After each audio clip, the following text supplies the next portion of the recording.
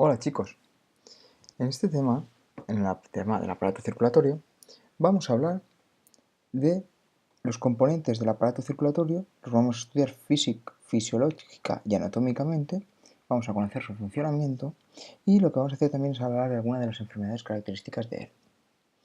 Vamos a utilizar vocabulario científico, que a veces es lo que nos falta. ¿De qué vamos a hablar en este tema? Del medio interno, de la sangre, explicaremos la sangre, los tipos de sangre, quién compone la sangre, los grupos sanguíneos, hablaremos del sistema circulatorio, dentro del sistema circulatorio hablaremos de los vasos sanguíneos, arterias, venas y capilares, y luego hablaremos del corazón. De ahí nos pararemos para hablar un poquito del latido cardíaco. Después hablaremos del sistema linfático y finalmente la linfa. Pero vamos con el primer punto, vamos con el medio interno. ¿Qué es el medio interno? El medio interno es un conjunto de líquidos que rodean a las células del cuerpo. A todos esos líquidos le llamamos el medio interno. En los organismos pluricelulares está constituido por el plasma intersticial, que es una sustancia líquida que se encuentra en los espacios existentes entre las células. Tienen que mantenerse en estado de equilibrio, y ese estado de equilibrio recibe el nombre de homeostasis. Muy importante, porque si no, nuestras células podrían morir. En líquidos del medio interno son la sangre, que hablaremos más adelante, la linfa, que también la veremos, y el líquido intersticial. Ya os digo, tal vez el más importante, porque gracias a él es el que baña directamente a las células. La renovación de este líquido se realiza gracias a la sangre, ya que ésta circula por todo el organismo transportando los nutrientes y retira los productos de desecho. La composición del plasma intersticial se mantiene constante. Si la sangre dejara de circular, el plasma no podría renovarse y las células se morirían. Vamos a hablar ahora un poquito del aparato de la sangre. Vamos a hablar ya del aparato circulatorio en sí y vamos a ver la sangre. En la sangre consta de dos componentes, ¿vale? El plasma sanguíneo y las células. ¿Pero qué es la sangre? Es un líquido viscoso de color rojo que circula por el sistema sanguíneo. Está formada por, como bien os he dicho, el plasma, que es un 55%, es un líquido amarillento, donde aparte contiene sales minerales, nutrientes, sustancias de desecho, proteínas, hormonas, etc. ¿Vale? Pero un 90% es agua. Y luego tenemos las células sanguíneas. De estas células sanguíneas tenemos los eritrocitos, que son los glóbulos rojos, que son células sin núcleo y que contienen hemoglobina para poder transportar el oxígeno hasta las células. Tenemos los leucocitos o glóbulos blancos, que nos defienden de las infecciones. Hay de diferentes tipos, ¿vale? Participan en funciones defensivas y son bastante más grandes que los eritrocitos. Y luego tenemos los trombocitos o plaquetas. Son los que se encargan de cicatrizar las heridas y realmente no son ni células, son trocitos de células. Ojo, ¿cuáles son las funciones de la sangre? Pues la sangre, sus funciones son transportar los nutrientes y el oxígeno a todas las células, también puede transportar hormonas, participar en la regulación de la temperatura y en defensa contra las infecciones. ¿Y qué es eso de los grupos sanguíneos? Pues los grupos sanguíneos se dan defendiendo de unas determinadas proteínas llamadas antígenos. Podremos tener un grupo u otro. Las personas con sangre del tipo A son aquellas que presentan antígenos del tipo A en su superficie y, por tanto, tienen anticuerpos contra los del tipo B. Es decir, una persona de tipo A no puede recibir una sangre del tipo B. Las personas con sangre del tipo B son aquellos que tienen antígenos del tipo A. Presenta anticuerpos contra los del tipo A. Las personas de tipo 0 son las que no tienen ningún tipo de antígenos, ni A ni B, por tanto no tienen anticuerpos, pero tienen anticuerpos contra otros, perdón. Si tienen anticuerpo contra A y contra B, no puede recibir sangre ni de A ni de B. Y finalmente, las del tipo AB tienen ambos antígenos, por tanto no tienen anticuerpo alguno contra antígeno A ni contra antígeno B. Vamos a ver, estas personas pueden recibir, como bien veis en la tabla, sangre de todos, pero ellos solamente pueden donar sangre a los de su grupo. Finalmente, del sistema RH son otro tipo de antígenos, son otro tipo de proteínas que realmente son un poco más complicadas de entender, porque si hablaríamos del C, D, E incluso. Estos antígenos son un poco más complicados y simplemente hablamos de si tienes o no tienes, por eso positivos o negativos. Ahí tenemos nuestra sangre que continúa chorrándonos. Vamos ahora a hablar de los vasos sanguíneos. Cuando hablamos de los vasos sanguíneos es el lugar por donde circula la sangre. La sangre circula por los vasos sanguíneos. ¿Qué tenemos en los vasos sanguíneos? Las arterias. Las arterias, cuidado, conducen la sangre del órgano al corazón. Vuelvo a repetirlo. No, lo he dicho mal aposta. Del corazón a los órganos. Lo tenéis en la pizarra, ¿vale? Del corazón a los órganos. Son más gruesas, resistentes y elásticas porque tienen que aguantar toda la fuerza del corazón. Y luego se van ramificando en pequeñas arteriolas. Los capilares es el único lugar donde se produce el intercambio de sustancias. Son muy finos, muy finos. Se encuentran en todos los tejidos del organismo para poder intercambiar estas sustancias. ¿Vale? Son microscópicos. Y luego tenemos las venas. Van de los órganos al corazón. Son mucho más rígidas. La sangre avanza aprovechando las válvulas semilunares y los movimientos peristálticos que ya conocéis del digestivo. Pero, ¿y las válvulas semilunares? Son válvulas con forma de luna que permiten el paso solamente en una dirección. Se forman por la unión de unas venas más pequeñitas llamadas vénulas. Como veis en el dibujo debajo, tenemos las arterias, las venas, las vénulas y los capilares, aquí en medio. Ahí vemos el capilar, ahí vemos la arteria, mucho más gruesa. Ahí vemos que el capilar está formado por el tejido del endotelio y la vena, con su válvula semilunar. Vamos con otro órgano bastante importante, que hablamos bastante, que es el corazón. ¿Qué es el corazón? El corazón es un órgano musculoso, hueco, dividido por un tabique en dos partes, a la derecha e izquierda, entre las que no hay comunicación. Muy importante. Tiene dos movimientos, uno que llamamos sístole, que es la contracción, y diástole, la dilatación. Si miramos el corazón anatómicamente, muy importante, hay que aprender el corazón, vemos la arteria aorta, aquella arteria que va de nuestro corazón a todo el cuerpo, transporta la sangre oxigenada del corazón a todo el cuerpo. La vena cava superior recoge la sangre con dióxido de carbono de todo el cuerpo y la lleva al corazón.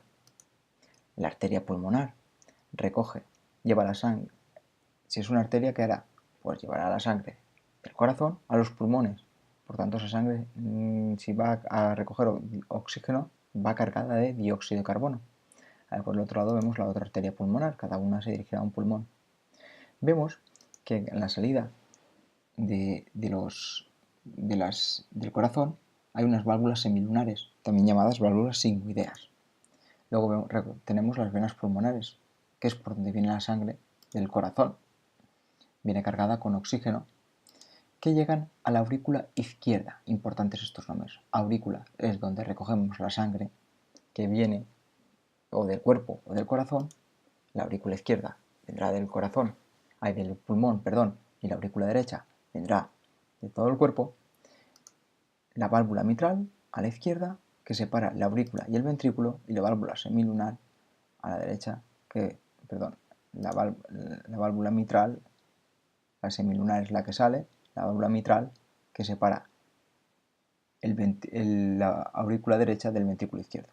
El ventrículo izquierdo, el ventrículo derecho, el tabique, la vena cava inferior y la válvula tricúspide, la que habíamos hablado antes. Cuidado, cuidado. Mirar la diferencia entre el ventrículo izquierdo y el ventrículo derecho. El ventrículo izquierdo es mucho más potente. ¿Por qué? Porque tiene que enviar la sangre a todo el cuerpo, mientras que el ventrículo derecho solamente la tiene que enviar ¿a dónde? A los pulmones. Vamos a ver cómo es realmente esto. Fijaros. Esto es el corazón. La sangre desoxigenada proveniente de los tejidos corporales ingresa en la aurícula derecha. Fluye a través de la válvula auriculoventricular hacia el ventrículo derecho. Una vez dentro del ventrículo derecho, esta sangre es impulsada hacia el circuito pulmonar. Ahora la sangre, se va a los pulmones, cambia el dióxido de carbono por el oxígeno y vuelve a entrar ¿por dónde?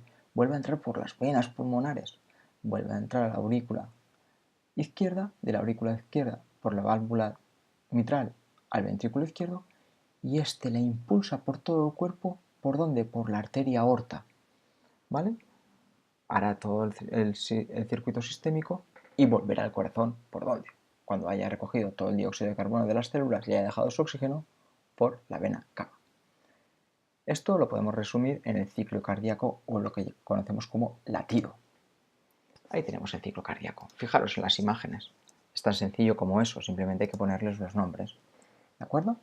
Entra la sangre cuando entra se produce una diástole, es decir, una relajación, una dilatación de las aurículas para que pueda entrar sangre. Una vez está ido toda la sangre, se produce lo que se llama una sístole auricular, es decir, una contracción de las aurículas que va a empujar la sangre ¿hacia dónde? Hacia el único lado donde puede empujarla, es decir, hacia los ventrículos, tanto el derecho como el izquierdo. Esta sístole auricular va seguida de una sístole ventricular que, ojo, se cierran las válvulas tricúspide y mitral y solamente pueden salir por las sigmoideas, es decir, hay una contracción de los ventrículos y sale la sangre hacia el corazón, hacia el resto del cuerpo o hacia los pulmones. Y con esto termina el ciclo cardíaco o latido. Pasamos a hablar ahora de la doble circulación. Decimos que la circulación sanguínea es doble y completa. Decimos que es doble y completa porque hay dos circuitos independientes, el menor o pulmonar y el mayor o general.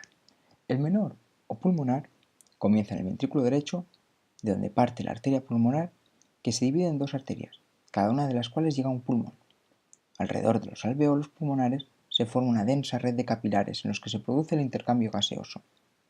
Los capilares originan vénulas, las cuales se unen en 4 venas pulmonares que llegan a la aurícula derecha, y desde ellas la sangre pasa al ventrículo izquierdo a través de la válvula mitral y inicia el recorrido del circuito mayor. Se dice también que es completo porque nunca se mezcla la sangre rica en oxígeno con la sangre rica en dióxido de carbono. Por su lado, el circuito mayor, este es el circuito, la arteria aorta, la vena cava, la arteria pulmonar, las venas pulmonares y, finalmente, la vena cava inferior. El circuito mayor o general, la sangre parte del ventrículo izquierdo del corazón y circula a través de la arteria aorta, que se va ramificando en arteriolas y luego en capilares que llegan a todos los tejidos y órganos excepto a los pulmones. La sangre de los capilares cede los nutrientes y el oxígeno a las células y retira de estas las sustancias de desecho y el dióxido de carbono. Luego retorna al corazón a través de las vénulas y venas hasta llegar a las dos venas cavas que terminan en una aurícula derecha.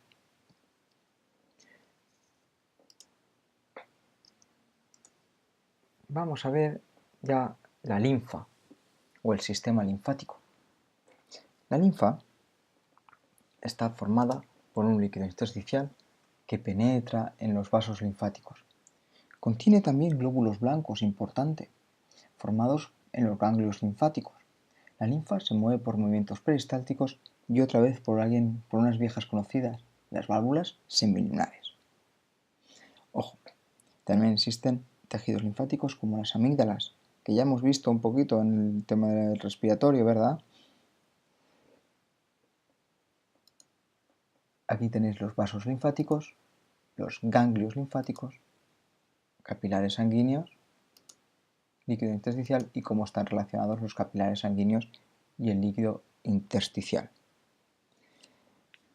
Simplemente podemos comentar que la linfa es un circuito abierto y que desemboca en el sanguíneo. ¿De acuerdo?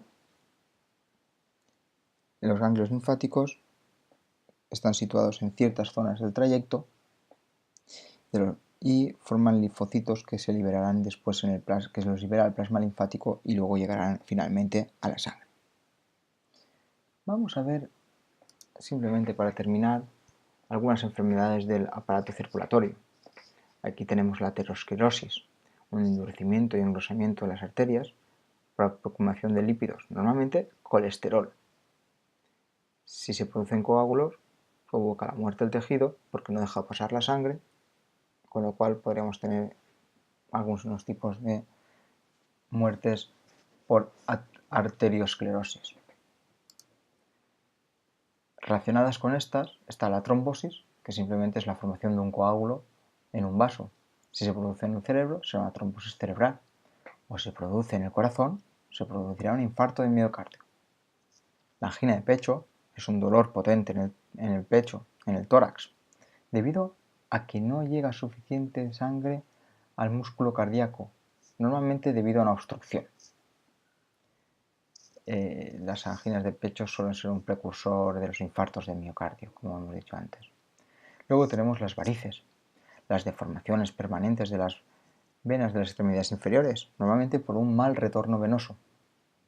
Un fallo normalmente en las válvulas semilunares o falta de movimiento. Finalmente tenemos una enfermedad bastante conocida, como es la hipertensión, también conocida como tensión alta, aunque realmente deberíamos de hablar de fuerza que ejerce la sangre sobre las paredes de los vasos, que eso es la tensión. Cuando el corazón expulsa la sangre, la expulsa con cierta fuerza, y eso es lo que medimos. Normalmente lo medimos con un tensiómetro o manómetro, y los valores se sitúan entre 70 mínimo y 120 el máximo. Fijaros el cuadro como las tensiones arteriales, las máximas y mínimas, o lo que es la hipertensión, una tensión alta. La hipertensión suele ser un poquito más peligrosa que la hipotensión, una tensión baja no suele tener demasiados problemas. Bueno chicos, y con esto hemos llegado al final del tema. Espero que no haya sido muy pesado y que os haya servido de algo. Muy bien, gracias y hasta la otra.